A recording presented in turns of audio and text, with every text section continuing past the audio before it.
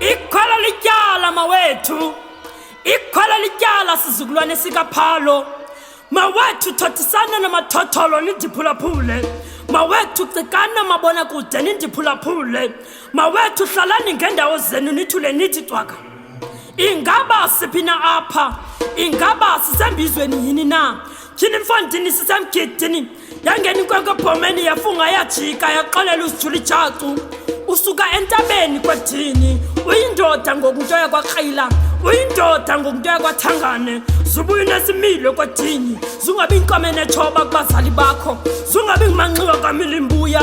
Oh, ndiyakuyala ungabi liqobhoka kuba icawe yinto ekhuliswe ngayo, zungabi ngukhakha kampethu.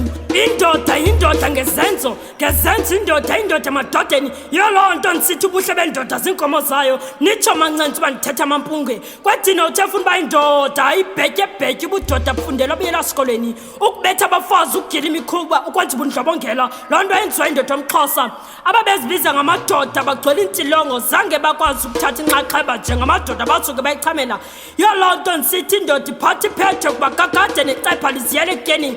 Indoda iqhubeka ivuthulula ihambe ntsho kuwethanga nebhodini yakugcaleka ngobinca kwamezibomvu namathola sonqa nebhurhu. Amakhwenkwe alandelayo ajonge kuwe usisibonelo esihle, iziyalo nemimiselo uzuzigcine, ungalahli imbongophoyane. Ngoko ke ndingatyakantini kuyoba yinto ngobunto bayo, nditsho sendiyokusithela bubudodobo ngodini. Ndiyimbongi yosiba, ndiloo ntatyambo ethanda